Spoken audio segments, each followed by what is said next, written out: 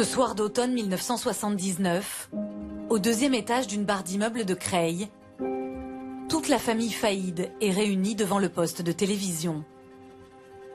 Madame, monsieur, bonsoir. Au journal de 20h, le présentateur annonce la mort de Jacques Mérine. 15h15, cet après-midi, porte de Clignancourt à Paris. Au milieu de la circulation, une fusillade éclate.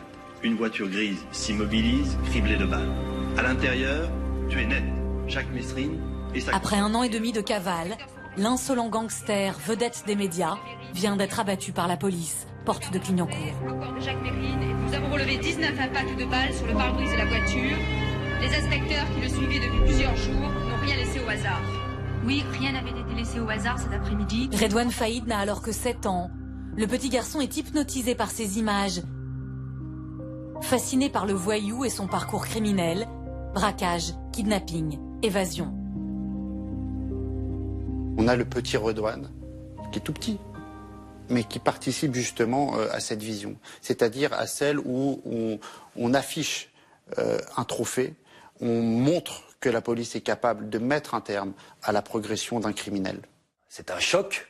Il dit que ça va être déjà son premier contact avec ces histoires de banditisme. Et on peut effectivement se demander dans quelle mesure ce premier contact l'a pas marqué, même inconsciemment, et a pas fait écho ou résonance avec lui, son métier de voyou des années plus tard. Celui qui voulait égaler Mérine et inscrire son nom dans l'histoire du grand banditisme a terminé sa course dans cet appartement de Creil. Arrêté en plein sommeil, entouré de policiers, l'air hagard, après 94 jours d'une cavale à la petite semaine. La dernière péripétie d'une vie menée sur un rythme de film d'action. Des braquages spectaculaires. Ils pensaient que c'était leur dernière heure, qu'ils allaient peut-être être achevés par les malfaiteurs. 2 évasions millimétrées retentissantes.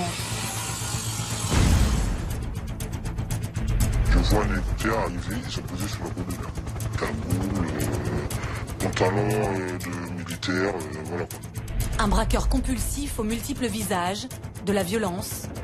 M'ont séquestré dans ma propre chambre. Il y en a un qui a pointé un pistolet sur ma tempe. Mais aussi du bagou et du charme. Il ressortait du lot, voilà, toujours très chic, très... voilà, comme un petit homme d'affaires, mais voilà, la Redouane. Il a beaucoup de charisme quand même, Redouane. Un homme qui se disait repenti. Vous savez, quand vous faites des braquages, vous êtes conforté des fois dans l'idée de maîtriser n'importe quelle situation. Limite un sentiment d'invincibilité. Mais qui a surtout voulu construire au fil des années sa propre légende.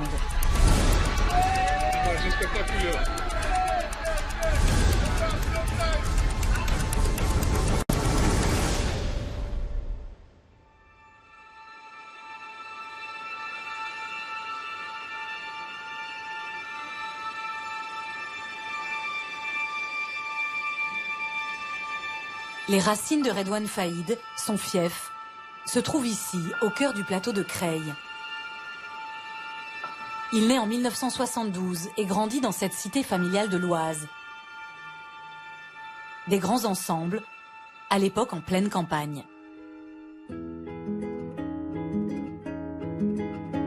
Son père algérien est venu en France quelques années auparavant pour travailler dans une usine automobile. Sa mère est femme au foyer. Redouane Faïd est le 9e d'une fratrie de 10 enfants. Marie, l'une de ses amies d'enfance, se souvient d'un quartier joyeux, familial et solidaire. Les mamans étaient avec toutes les mamans, voilà, les enfants étaient avec tous les enfants, c'était un groupe, voilà, on se retrouvait tous au même endroit, avec les mamans qui discutaient entre elles, les enfants, les machins, etc. C'est un petit gars qui a plutôt une enfance... comme celle de beaucoup de jeunes garçons de la fin des années 70, des années 80. C'est un type qui fréquente, alors au début de l'adolescence, les booms, il a son petit pull sur les épaules, ses petits mocassins aux pieds, il danse sur de la funk. Il faut pas imaginer une espèce de petit délinquant en herbe, méchant, terrorisant le quartier, raquettant et volant les sacs des vieilles dames. Hein. C'est pas ça son enfance. À l'école, le jeune Redouane sèche parfois les cours. Il redouble même sa 5e, mais il a de l'esprit. Sur cette photo qui date de 1988, il est en 3e. À sa gauche, Marie, sa copine d'enfance, qui est restée fascinée par ce camarade solaire et singulier. Premier cours de musique, on a un professeur qui nous demande de chanter une chanson au choix. Donc nous,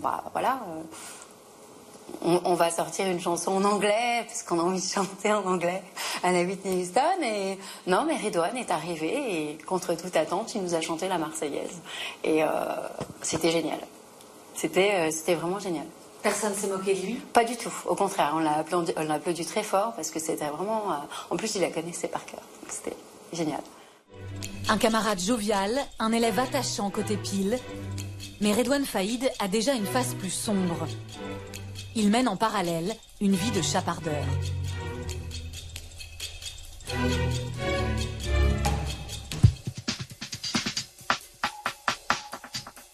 Il raconte qu'à 6 ans, en 1978, il commet son premier larcin, le vol d'un caddie plein de bonbons au supermarché du coin.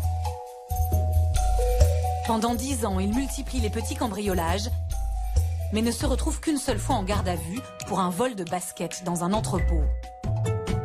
La justice ordonne un suivi par un éducateur à qui il sort le grand jeu. Je me souviens de ce gamin au regard franc, voilà, qui se dérobait pas, qui n'a pas essayé de jouer les malins, de la ramener. Il n'y avait pas matière à nourrir des inquiétudes sur le devenir de ce garçon, avec une famille qui a priori tenait la route. Et donc il a essayé de me faire comprendre que lui, il avait bien compris l'affaire, hein, mais que par contre, s'il y avait du temps à perdre, à côté, oulala, il y en avait, il y aurait à dire, hein, et à faire sûrement. Hein, voilà. Donc monsieur Armand, perdez pas votre temps avec moi, occupez-le intelligemment avec mes petits voisins de palier, parce que eux, c'est quand même c'est grave. Voilà. Est-ce que ça veut dire qu'il vous a manipulé? Je pense pas, non. Il me plaît de croire que je ne l'ai pas été. Mais en 1990, un événement va briser le cocon familial, fissurer l'équilibre du petit voleur lycéen. Une mère qui était malade, qui avait un cancer, qui finalement est décédée, et parallèlement, sans qu'il n'en donne un peu l'explication, son père serait parti donc en Algérie en laissant finalement la mère seule pour gérer cette fin de vie d'un cancer. Et donc ça, je crois que c'est le seul choc finalement, le seul élément émotionnel, on va dire, fort, douloureux de son enfance. À cette époque, Redouane Faïd va franchir une étape. Alors qu'il est en terminale G au lycée Jean Rostand de Chantilly, il s'absente pendant ses heures de cours pour braquer sa première banque. 240 000 francs dérobés en quelques minutes avec 2 complices. L'après-midi, il retourne à l'école comme si de rien n'était. Il ne reviendra jamais en arrière. Ça devient beaucoup plus chronique, beaucoup plus répété, et puis c'est là que peut-être justement il y a cette fuite en avant. Il prend goût à cette vie, mais je pense que s'il avait pu faire autre chose, il l'aurait fait. Redouane Faïd est pris dans une spirale. L'adrénaline, l'argent volé en quelques minutes. Il va alors rapidement gravir les échelons du grand banditisme, mais aussi de la violence, en s'inspirant du cinéma.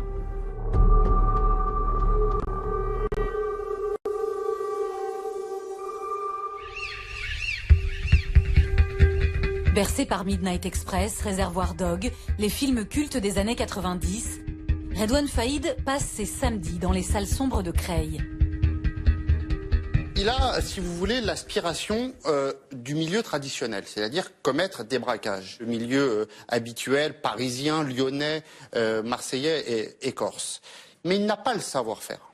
Donc ils sont obligés de se créer leur méthodologie. Et donc, quoi de mieux que le cinéma pour essayer de s'inspirer de la manière et du mode opératoire du milieu traditionnel qu'il les rejette, voire qu'il les toise. Il peut réciter par cœur des passages entiers de Peur sur la ville. Il était très inspiré par cet univers-là. D'ailleurs, son premier braquage, il avait révisé dans un film policier qu'est-ce qu'il fallait dire à la pauvre caissière qui était derrière le guichet pour le... Est-ce qu'il faut dire les mains, est-ce qu'il faut dire les mains en l'air, est-ce qu'il faut crier, est-ce qu'il ne faut pas crier. Vraiment, c'était ça. Redouane Faïd va être captivé par un film qui connaît un immense succès au cinéma en 91, Point Break. L'histoire d'un casse commis par des surfeurs californiens avec des masques d'anciens présidents des États-Unis. Il va réaliser un braquage en copiant le film.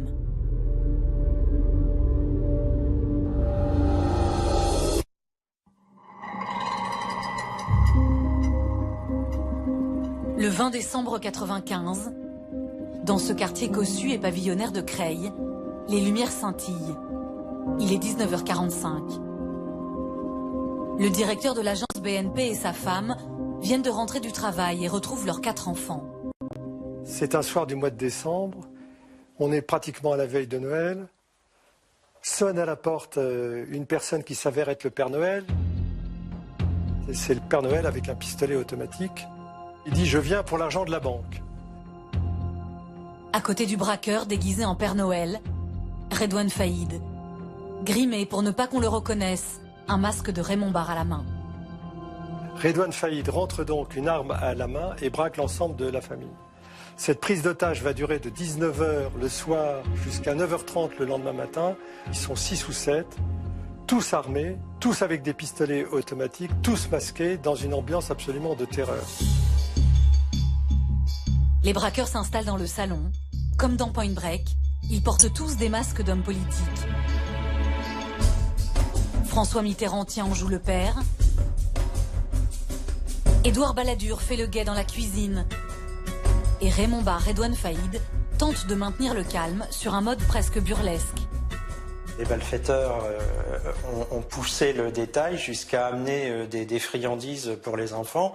On pourrait sourire à l'évocation de cette mise en scène. Cela dit, le dessein, c'est quand même de séquestrer le directeur et sa famille. Et ça va se faire évidemment avec des armes qui vont être exhibées. Je crois que le directeur dira qu'il a eu constamment une arme sur la tempe. C'était quand même un véritable braquage et une véritable séquestration qui ont été organisées ce soir-là. Au petit matin, Redouane Faïd quitte la maison avec le directeur de la banque. Il monte dans la voiture du père de famille, roule jusqu'à la BNP de Creil. Le braqueur a enlevé son masque de Raymond Barre pour ne pas attirer l'attention. Il porte une perruque et une moustache. Arrivé dans l'agence, Redouane Faïd ordonne au directeur de débrancher l'alarme. Quelques instants après, les 2 employés arrivent. Elles vont être menottées et ligotées. Le directeur ouvre le coffre. Redouane Faïd s'empare de 195 000 francs en 15 minutes. Chacun savait le rôle qu'il avait à tenir et la tenue, ils ont eu la chance qu'il n'y ait pas eu la moindre anicroche et que personne n'ait appuyé sur un bouton d'alarme ou autre. Et les choses ont pu se faire effectivement comme ils l'avaient envisagé. Mais je crois que ça, c'est le fruit d'une grande préparation. Un casse éclair, sans laisser de traces.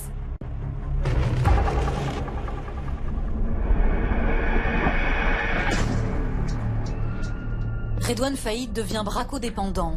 Il a 23 ans et écume la région de l'Oise et du 93. Avec son équipe composée de Creillois, mais aussi de copains parisiens. Hold-up de bijouterie, raids dans des sociétés informatiques. À chaque fois, des familles sont séquestrées.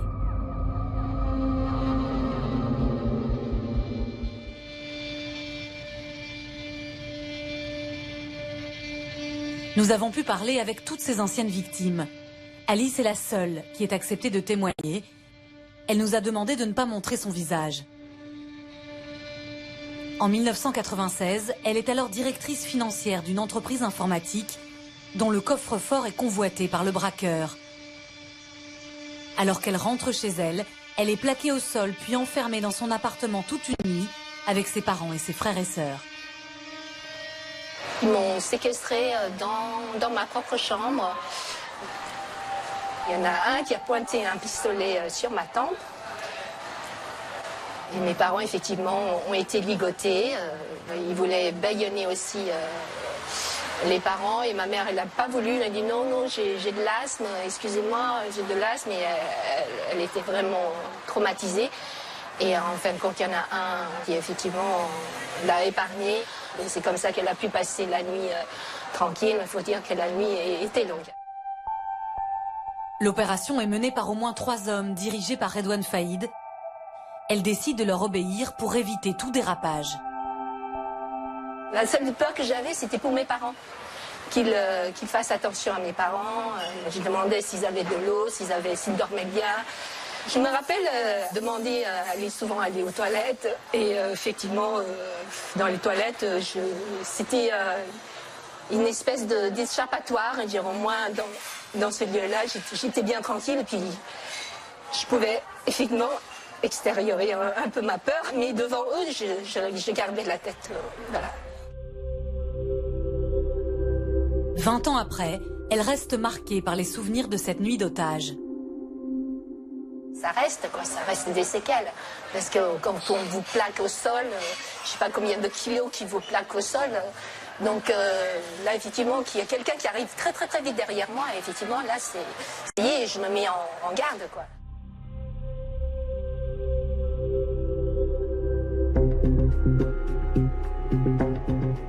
La réussite criminelle de Redouane Faïd est insolente.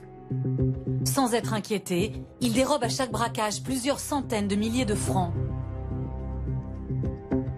Comme un parfum de revanche, il s'installe dans la très aristocratique ville de Chantilly, à quelques pas de sa cité. Il s'offre des voyages à Marbella, à Las Vegas, au nez et à la barbe de toutes les polices de France, qui ne vont pas tarder à l'identifier comme le chef d'un gang.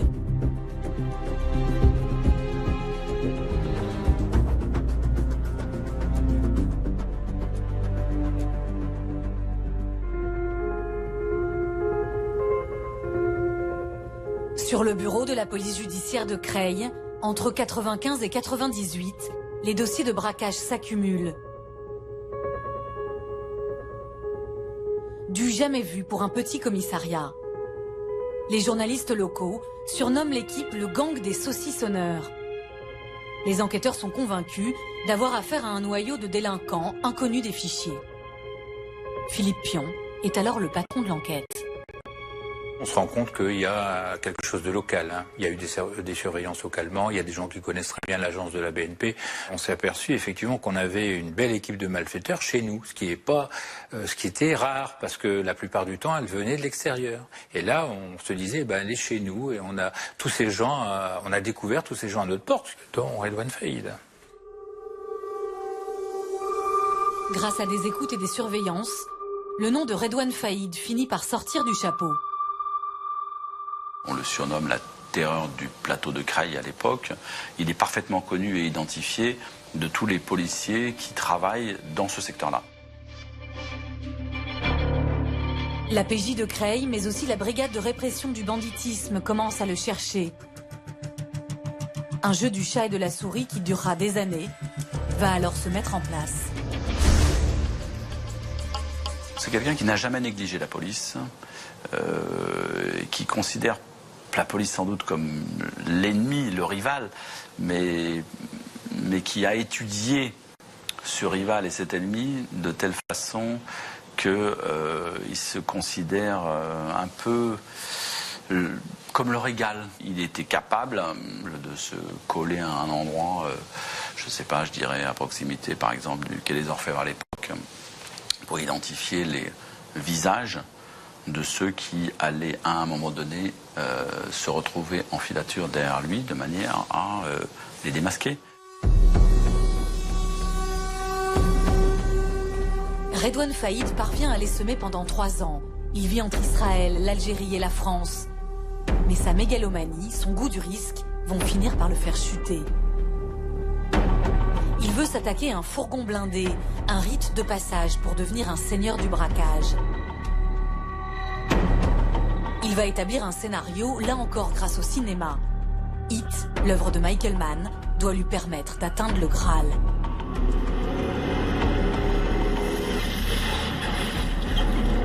Donc il regarde le film, il s'en inspire, il remet certains passages, il voit finalement la notice, puisque le film s'ouvre sur l'attaque d'un fourgon blindé, le cadre explosif, le camion, les masques.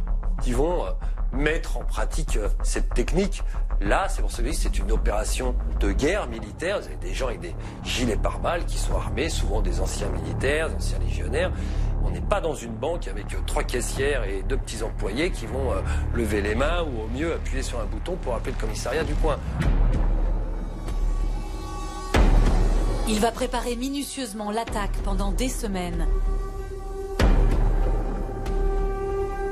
Avec 9 complices du plateau crayois, il s'équipe d'armes lourdes. Des M16, des Kalachnikov, des grenades et des masques de hockeyeurs, comme dans Hit. Tout est anticipé, le trajet du fourgon, les horaires des convoyeurs. Redouane Faïd a mis au point une machine qui semble infaillible.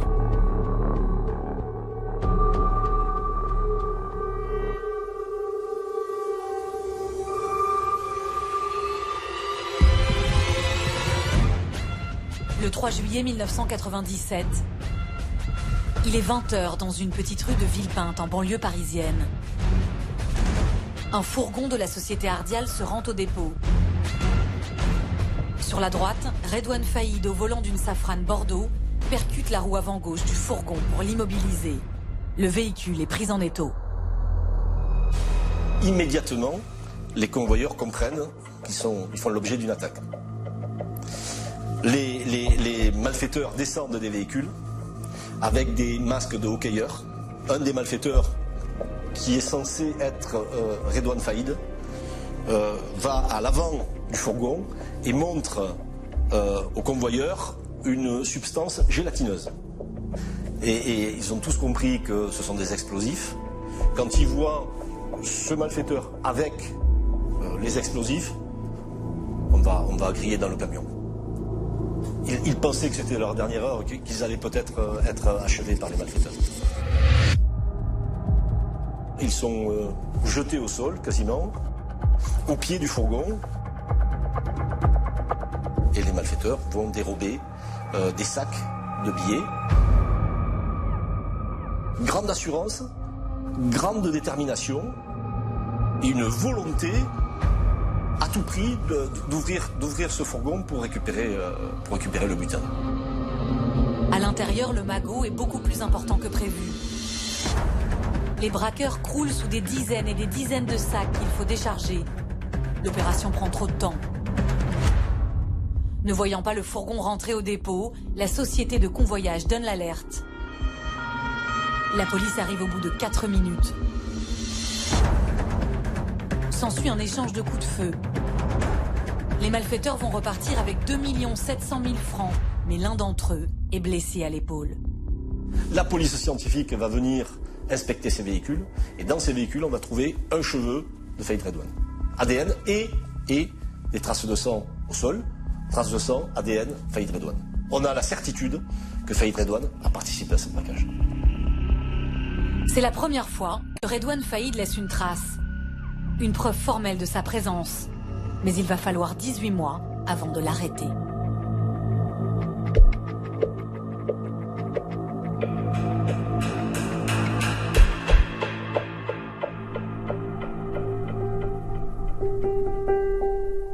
Le 30 décembre 1998, alors que la police est à ses trousses, Redouane Faïd roule à petite allure dans le quartier de l'Opéra à Paris. Il s'apprête à s'envoler pour Israël avec une amie.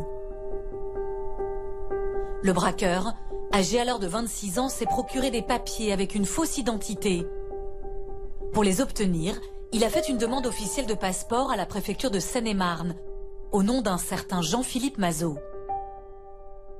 Il est porteur de faux papiers, bien sûr, puisqu'il est en cavale, il sait qu'il a perdu de l'ADN, il sait qu'il va être recherché, voire qu'il est déjà activement ou très activement recherché. Mais ce que Redouane Faïd ne sait pas, c'est que la police l'a repéré grâce à des écoutes téléphoniques. L'a prise en filature depuis des semaines et s'apprête à l'arrêter. Pour celui qui braque, séquestre et se vante de ne jamais faire de blessés, c'est la fin de l'impunité.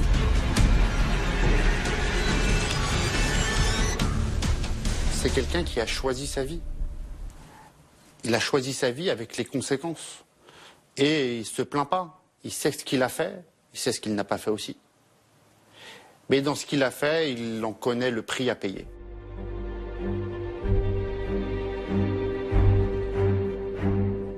Pour la première fois, Redouane Faïd va être jugé aux assises.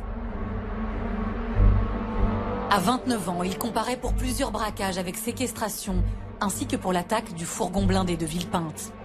Lors de ces procès, l'accusé, qui n'est pourtant pas rompu à l'exercice, apparaît décontracté.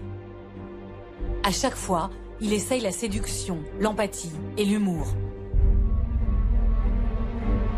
Il était facile. Pas impressionné, pas ému, pas stressé. Et il savait capter la sympathie des gens. On sentait qu'il y avait cette fibre, cette patte humaine qui faisait que il arrivait à dire bon, je suis un type enjoué, j'ai des potes, j'aime bien la vie. Je suis pas un tueur de policiers, je suis pas le caïd qui veut faire taire tout le monde, qui veut effrayer tout le monde. C'est pas vrai. La stratégie de Redouane Faïd est de nier les faits le plus longtemps possible. L'avocat général lui dit on vous appelle le doc dans votre cité. On appelle le doc. Pour expliquer pourquoi? Ben oui, parce que j'ai des petits dons. Je suis guérisseur. Non. On vous appelle le doc parce que on dit c'est de légende peut-être, hein, mais on dit que vous savez ouvrir les fourgons blindés. Puis on me présente des expertises ADN et il nie les faits un peu plus mollement. Et puis il finit par dire oui, effectivement, j'ai participé aux faits. Pour le fourgon de Villepinte, Redouane Faïd est condamné à 15 ans de réclusion et plus de 20 pour les hold-up avec séquestration. Son frère est scandalisé. Pour mon frère Faïd Redouane, alors qu'il n'y a pas d'effusion de sang du tout. On lui met 26 ans. Mais c'est quelle justice? Je comprends pas. Je ne comprends pas. Cette peine sera finalement ramenée à 12 ans en appel. Redouane Faïd rentre en prison. Ces 4 murs qui vont constituer son horizon pendant 11 ans. Il est classé DPS, détenu particulièrement signalé. Promenade en solitaire, quartier d'isolement. Les prisons défilent. Fresnes, Fleury-Mérogis ou encore Moulins. Ambroise Koubi a été son gardien pendant 3 ans. Il aime beaucoup parler, ça aussi ça le caractérise. Il aime beaucoup parler, c'est-à-dire il peut faire parler quelqu'un sans qu'il le sache lui-même. Il peut apprendre beaucoup de choses sans que vous le sachiez. Donc à chaque fois quand il va sortir bonjour, ah tiens, il est capable de reconnaître des pas des surveillants. Il est capable. Le criminologue Roland Coutenceau est le premier à l'avoir expertisé. On rencontre un homme finalement assez sûr de lui, hein, un homme qui n'est pas, comment dirais-je, déstabilisé par cette incarcération. D'emblée, on perçoit le côté assuré, une espèce de, on pourrait dire, une certaine force de caractère, un calme, un contrôle. Il a un QI au-dessus de 110, il est dans le niveau haut de la moyenne, même au-dessus de la moyenne dans sa capacité de comprendre des situations avec ceux qui l'entourent. Mais à l'époque, le rapport décèle un autre aspect de sa personnalité. On note une dimension d'instabilité à tonalité sociopathique. Ses gardiens avaient perçu un côté manipulateur. C'est quelqu'un qui peut un peu soudoyer. C'est quelqu'un qui peut un peu passer les limites. On dit aux agents, bon, si tu aimes les beaux vêtements, je sais où ça se prend. Ou, voilà, comment on peut les acquérir. Comment vous avez réagi? Moi, je veux vous dire, hein, je me suis dit, ben, sincèrement, il est culotté. Il est culotté. Mais quelque part aussi, je me suis dit, si on ne le freine pas d'entrée, ça ne va pas aller. Un Redouane Faïd parfois ambigu, mais aussi un détenu modèle. En 11 ans, aucune sanction disciplinaire. Il n'a pas la télévision, passe son bac en prison, et même une licence de sciences humaines. se marie religieusement avec une amie d'enfance et construit un dossier solide pour une demande de libération conditionnelle. Attendu que Redouane Faïd a observé un bon comportement, admet M. Faïd Redouane au bénéfice de la libération conditionnelle. Le 30 mars 2009, à 37 ans, il sort.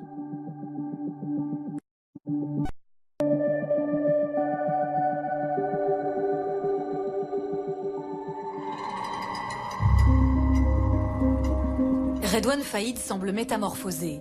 Il s'installe à Courbevoie avec sa femme et le petit garçon de celle-ci.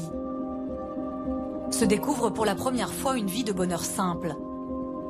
Faire ses courses ou partir en week-end avec sa nouvelle famille. Sur ce document extrait d'une enquête de personnalité, il est à Deauville avec son épouse. Il confie à l'époque: Je compte avoir des enfants avec elle. J'aimerais bien une petite fille. Tous les jours, il se rend en métro dans le centre de Paris pour travailler. Un nouveau quotidien de citoyen ordinaire. Le patron d'une boîte d'intérim qu'il connaît depuis des années lui a proposé un CDI. Il est embauché comme attaché commercial dans le bâtiment. 35 heures, payé au SMIC. S'ennuie-t-il dans ce costume de Monsieur Tout-le-Monde? Est-il rongé en silence par le manque d'adrénaline? C'est en tout cas lui qui va contacter Jérôme Pierrat, qui a écrit sur lui quand il était en prison. Il se passe un truc, voilà. On devient tout de suite copains, voilà. J'ai l'impression de toujours l'avoir connu. Voilà, c'est la meilleure définition du truc. Je sors de ce repas, puis ce type, j'ai l'impression de l'avoir connu. Et lui se dit la même chose. Ouais, on se revoit, mais c'est quand même fou, c'est incroyable. Et puis, c'est moi qui vais lui faire la demande du bouquin. Donc je propose, au début, il est pas très chaud. Il est même pas chaud du tout. Il me dit, écoute, moi je sors de prison... je refais ma vie, je me marie, il y a un petit garçon, ça commence comme ça. Il se gratte la tête, ça dure, et puis on le fait ce livre, voilà. Jérôme Pierrat et Redouane Faïd passent des mois à rédiger le livre Braqueur, qui sort en 2010. Surnommé l'écrivain par les policiers, le repenti fait la tournée des plateaux de télévision. Voici Redouane Faïd. Il s'affiche même au Grand Journal.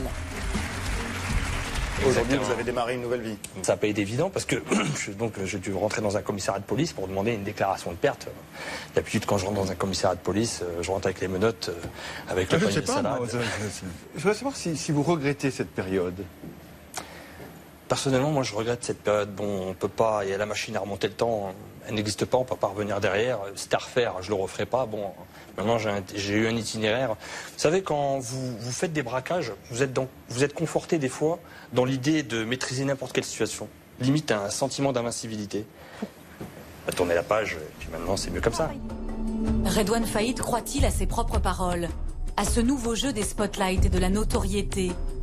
S'est-il approprié cette nouvelle vie en laissant derrière lui ses oripeaux de criminels? Frédéric Ploquin le rencontre alors régulièrement.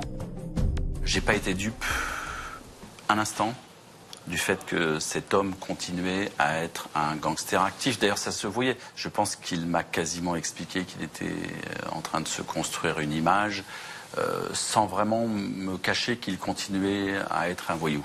Lorsqu'il est allé faire le beau sur les plateaux de télévision, je me suis dit, bon, ok, c'est bien joué mon ami, mais voilà, on va voir jusqu'à quel moment et jusqu'à quel stade tu arrives à blouser ton monde.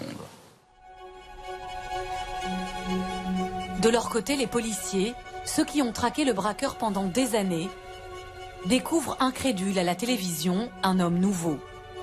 La personnalité telle que vous pouvez l'apercevoir quand vous le regardez à la télé, c'est clairement quelqu'un qui a deux faces. Il a une face qu'il essaye de présenter honorable par rapport aux gens qui le regardent dans les émissions. Et puis il y a la face plus sombre que nous on découvre petit à petit et qui l'implique lui et son entourage familial dans des affaires extrêmement graves. Donc les médias l'invitent et nous on sait qu'à un moment donné on va l'inviter aussi. Et cela va arriver très vite. Le 20 mai 2010, sur l'autoroute A4, la police prend en chasse une camionnette qui vient d'échapper à un contrôle routier. Une fusillade éclate. Arrivés à Villiers-sur-Marne, à un carrefour, les malfaiteurs croisent une voiture de police municipale. Ils ouvrent le feu. 24 impacts de balles. C'est une scène de guerre. Il y a un véhicule qui est brûlé d'un côté, il y a un autre véhicule avec des impacts, il y a les scènes habituelles, c'est-à-dire à la fois les policiers qui sont là déjà en train de commencer des constatations, et puis des nouvelles qu'on prend de l'équipage qui a été pris pour cible.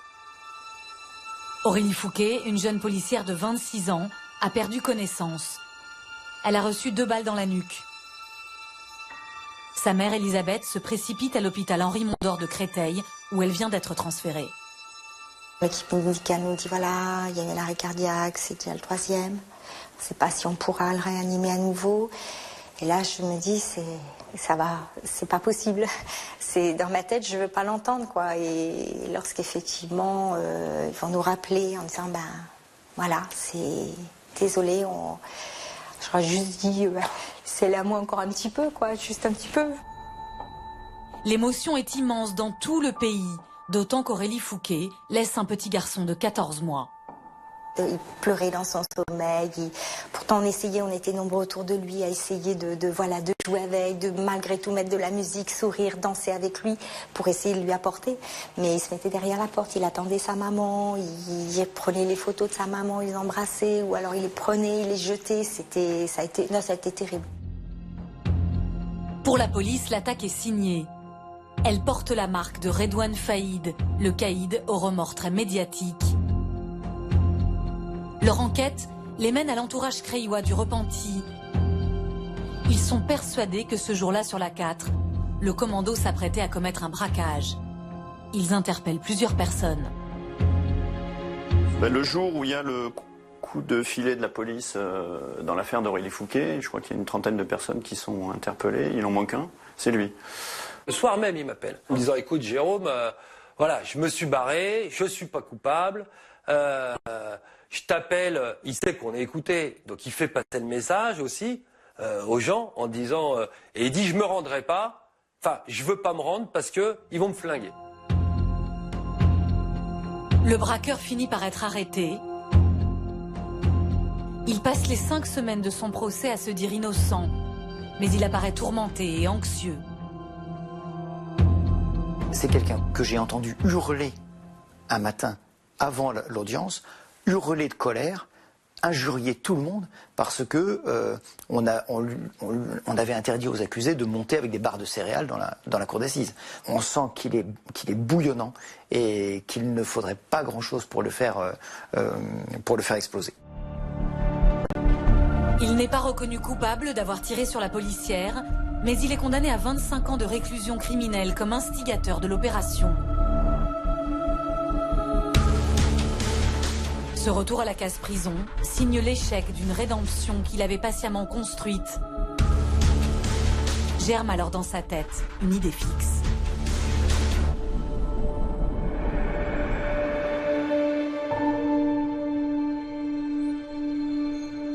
Redouane Faïd a compris que l'évasion faisait le voyou, que l'évasion faisait la réputation du voyou.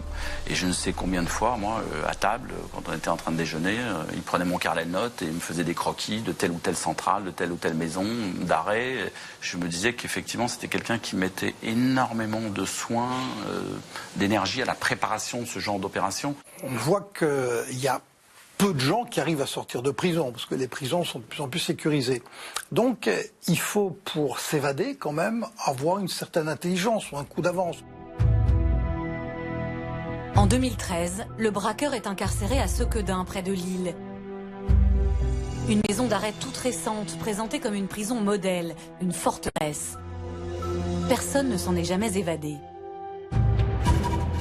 Redouane Faïd a décidé de tenter le diable.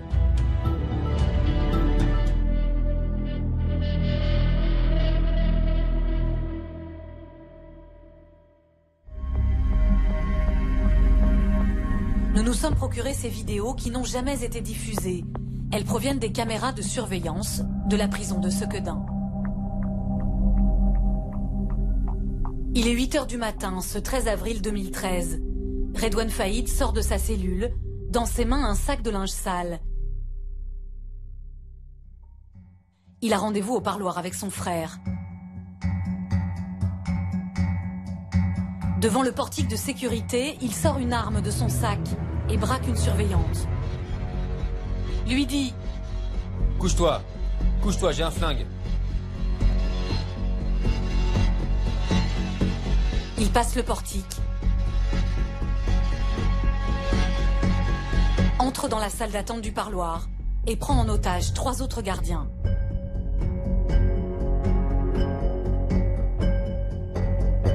Redouane Faïd est calme, méthodique.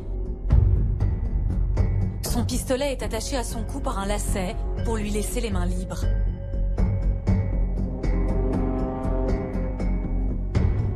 Dans son sac de linge, il a caché des explosifs.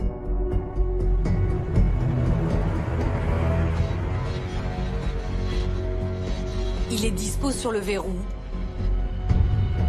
allume la mèche et quitte la pièce avec les otages pour se protéger de l'explosion.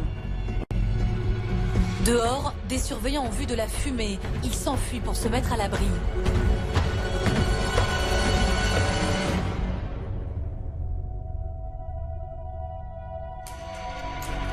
La voie est libre. Redouane Faïd a encore les gardiens sous sa coupe. Il en a même pris en otage un 4e. Il lui reste encore 4 portes à franchir.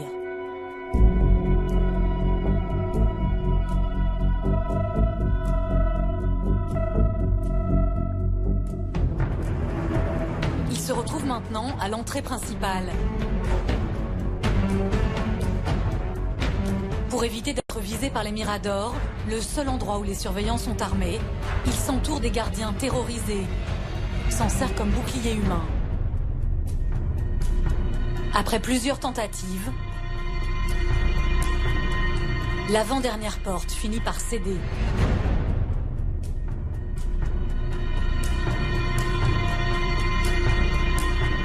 Une ultime explosion.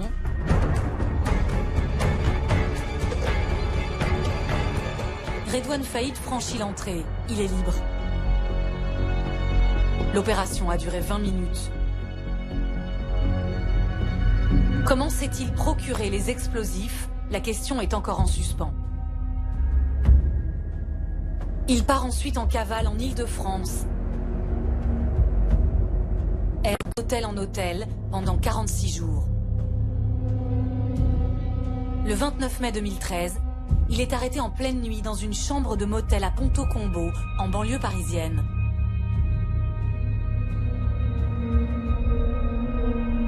Le braqueur est aux abois. Son complice de cavale, inexpérimenté, a emmené sans le savoir les policiers à cette planque. Comme une spirale sans fin, il retourne en prison, où il va devoir purger toutes ses peines.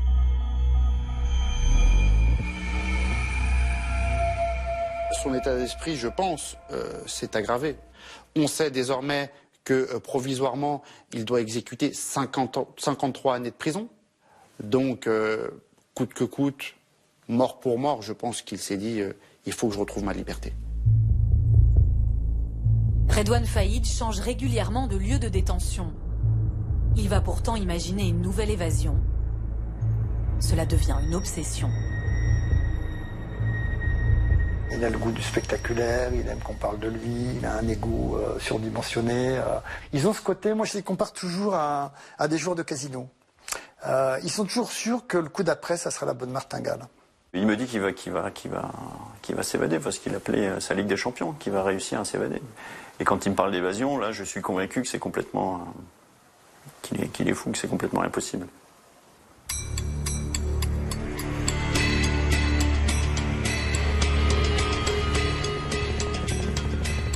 Et pourtant, 5 ans après l'évasion de Sequedin, le dimanche 1er juillet 2018, un hélicoptère s'élance de l'aérodrome de Logne. Une vieille Alouette 2 se dirige vers la prison de Réau.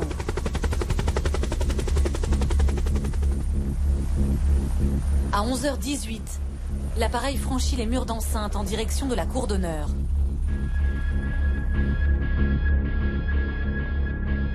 David, surveillant chevronné, est alors en poste à la porte principale. Nous avons changé son prénom et caché son identité, car il a accepté de nous parler sans l'accord de sa hiérarchie. Ce jour-là, il voit l'engin descendre là où il n'y a pas de filin de sécurité. Il est saisi d'effroi. Je vois un hélicoptère arriver et se poser sur la cour d'honneur. 3 membres de commando, 2 qui sont descendus de l'hélicoptère et un qui tenait en respect le pilote avec une arme. Cagoule, pantalon de militaire, voilà quoi. La première chose qu'ils font, ils regardent aux alentours pour voir s'il n'y a personne, parce qu'ils sont armés, eux, bien déterminés. Un membre du commando avait une grosse discuse sur lui, une discuse de chantier. Donc il commence à scier la porte d'intervention.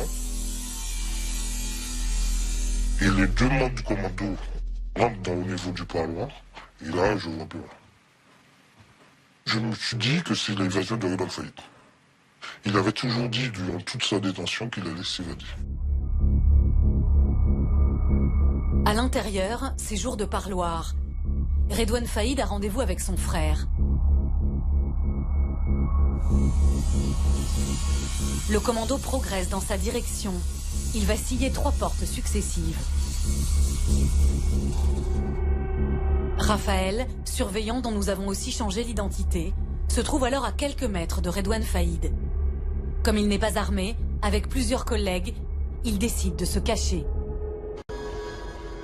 J'avais peur qu'on nous voie, qu'il y ait une prise d'otage. Donc on s'est mis dans le local fouille, on a tout fermé et on a coupé les motos là. On s'est mis sur silence. Un peu comme dans les attentats, quand ils décrivent les scènes, on se parlait plus. Tout le monde était assis là dans un petit coin à attendre qu'il n'y ait plus de bruit. On les entendait avancer, on les entendait couper les grilles. Jusqu'au moment où on n'a plus rien entendu. En fait, c'était un silence de mort.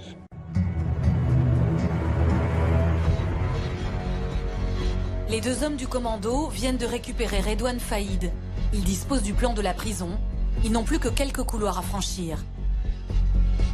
5 minutes avant, à la porte d'entrée, David, lui, a prévenu la police. Mais la ligne directe ne fonctionne pas et le commissariat ne le prend pas au sérieux. Alors je propose le 17 et la personne de l'hélicoptère qui décroche nous demande est-ce que c'est une blague. Est-ce que c'est une blague? Vous lui dites quoi en fait? On lui dit qu'il y a quelqu'un il y a un hélicoptère qui s'est posé dans la prison. Il est en train de faire évader Redouane Faïd. Donc il nous a dit ouais c'est quoi votre nom, votre matricule, vous habitez où et tout. Il a pris le temps de nous poser tout ce genre de questions. Donc là, on a pété un câble. On a commencé à s'énerver. Ça a duré comme ça pendant 5 minutes, au moins. C'était une situation ubuesque. Au bout de 10 minutes 01, David voit le commando ressortir avec Redouane Faïd. Il est sûr de son fait, en fait. C'est ce qui m'a le plus étonné dans cette histoire, c'est la tranquillité avec laquelle ils ont fait cette évasion, justement. Ils connaissaient la configuration, ils connaissaient tout. C'était réglé comme du papier à musique. La police va mettre 13 minutes à arriver, mais l'hélicoptère est déjà loin. Un détenu le filme depuis sa cellule. C'est spectaculaire.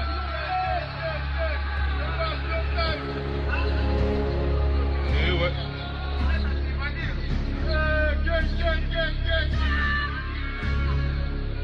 Il faisait spectaculaire à la prison de Rio. Comment 3 hommes ont-ils pu venir chercher un détenu aussi surveillé dans une prison censée être inviolable? Les surveillants avaient alerté la direction dès le mois de mai de risques imminents d'évasion. Un personnage tel que lui, qui reste assez longtemps dans un même lieu, scanne. C'est comme un scanner géant. Il regarde, il s'approprie son environnement. Il lui en faut pas beaucoup. Il y a un sentiment de colère qui m'anime quand je sais que des rapports ont été faits à l'administration centrale et que rien ne se soit passé.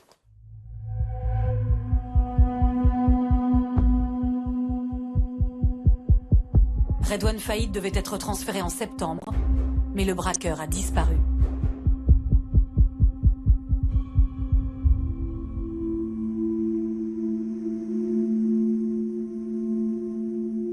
Redouane Faïd ne le sait pas encore.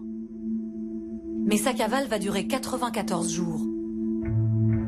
A-t-il prévu une fuite à l'autre bout du monde, changer d'identité, refaire sa vie? C'est en fait à Creil, sur ces terres, qu'il s'est réfugié comme aimanté et démuni. Il est arrêté le 2 octobre dans cet appartement du quartier du Moulin. Il vivait terré dans le 3 pièces d'une habitante de Creil, âgée de 28 ans. Redouane Faïd a été surpris en plein sommeil, à 4 heures du matin. Au pied de son lit, un pistolet et dans le couloir, un fusil mitrailleur. Pour sortir sans être repéré, il se déplaçait en burqa, un art de la dissimulation qu'il a toujours pratiqué. C'est quelqu'un qui est capable de se déguiser. Je l'ai vu une fois se balader quasiment en mode juif orthodoxe avec la kippa, une autre fois pour me montrer à quel point il était capable de semer ses poursuivants. Je l'ai vu apparaître en sportif, tennisman, bourgeois. Pour cette cavale, comme pour quelques-uns de ses braquages, Redouane Faïd a souvent été aidé par des membres de sa famille. Ce jour-là, son frère Rachid et 2 de ses neveux ont été arrêtés avec lui. Devenu quasiment ses seuls soutiens, car dans le milieu des voyous, l'ennemi public numéro 1 sent le soufre, comme nous l'a raconté l'un d'entre eux sous couvert d'anonymat. Il est grillé parce qu'il est passé à la télé. Il est carbonisé. Quelqu'un qui va juste lui serrer la main, on va lui reprocher de l'avoir arraché de prison. Tout le monde l'a abandonné pour ne pas plonger. Sa cavale, ça fait pitié. C'est quand même l'échec.